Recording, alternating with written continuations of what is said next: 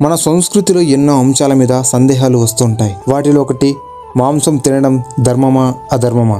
ఈ ప్రశ్నకి మన పురాణాలు, వేదాలు, శాస్త్రాలు ఏమంటున్నాయి? ఇవాళ మనం దీనిని పూర్తిగా విశ్లేషణాత్మకంగా పురాణ ఆధారాలతో తెలుసుకుందాం. వేదాలు హిందూ ధర్మానికి మూలస్తంభాలు. ఋగ్వేదం, యజుర్వేదం, అథర్వణ వేదం మొదలైన వేదాల్లో మాంసాహార ప్రస్తావనలు ఉన్నాయి. కొన్ని ప్రత్యేక యాగాల్లో పశుబలి ఇచ్చినట్లు వేద వ్యాఖ్యలు తెలియజేస్తున్నాయి. ఉదాహరణకి యజుర్వేదంలో అశ్వమేధ యాగంలో అశ్వం బలి ఇవ్వడం, ఋగ్వేదంలో ఇంద్రుడి పూజలో కొన్నిసార్లు పశుబలి. అయితే ఈ బలి ఇచ్చిన జంతువుల మాంసాన్ని భక్తులు లేదా ఋత్వికులు తినేవారు. కానీ ఇది సాధారణ భోజనం కాదు. ఇది యాగంలో భాగంగా జరుగుతుందే తప్ప వ్యక్తిగత రుచి కోసం కాదు.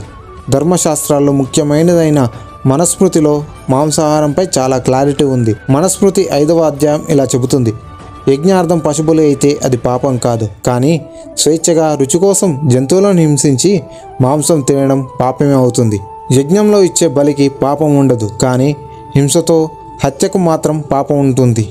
మహాభారతంలో అనుశాసన పర్వంలో ధర్మరాజు భీష్ముడిని అడుగుతాడు, మాంసాహారం మంచిదా చెడ్డదా అని. భీష్ముడు ఇలా చెబుతాడు: మాంసం తినడం, మద్యం సేవించడం ఇవి స్వాభావికమైన విషయాలు, కానీ వాటిని విడిచిపెట్టడం అంటే అతి ఉన్నతమైన ఫలితాన్ని ఇస్తుంది. అహింస పరమో ధర్మ. భీష్ముని మాటల ద్వారా మనం గ్రహించాల్సింది ఏంటంటే మాంసాహారం నిషేధం కాదు, కానీ నివృత్తి అంటే దాన్ని త్యజించడం గొప్పది. అతడు ఋషులు, మునులు ఎలా జీవించారో ఉదాహరణలు కూడా ఇస్తాడు. జ్ఞానులు, సత్యవంతులు, సాత్వికులు ఆహారం తీసుకుంటూ మాంసాన్ని దూరంగా పెట్టారని చెబుతాడు. భాగవత పురాణంలో ఒక శ్లోకం ఇలా ఉంది: లోకే వ్యవయం మాంస మాధ్య సేవ నిత్యహి జంతోర్న నా హితత్ర చోదన. అంటే ఈ లోకంలో మాంసం, మద్యం వంటి విషయాలు జీవులకు సహజమైనవి, కానీ వాటిని చేయమని వేదాలు చెప్పవు. గరుడ పురాణంలో అయితే మాంసాహారంపై ఇంకా తీవ్రంగా చెప్పబడింది. మాంసం తినేవారు పునర్జన్మలో పశువులుగా పుడతారు. జంతువులను హింసించేవారు నరకంలో పడి శిక్షలను అనుభవిస్తారు.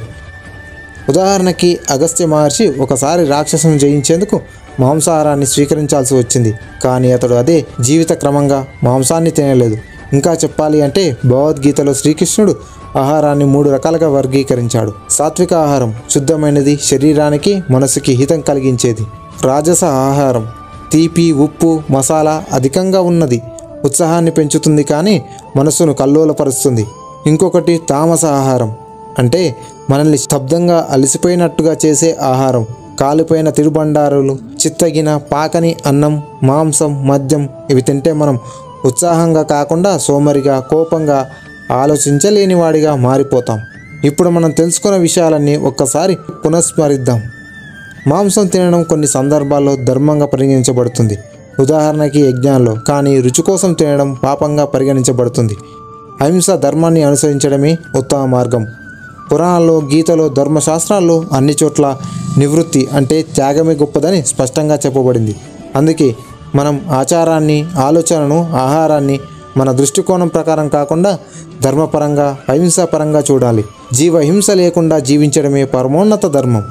ధన్యవాదాలు. ఈ వీడియోని లైక్ చేయండి, షేర్ చేయండి, మరియు మరిన్ని ధార్మిక వీడియోల కోసం మా ఛానల్ని సబ్స్క్రైబ్ చేసుకోండి.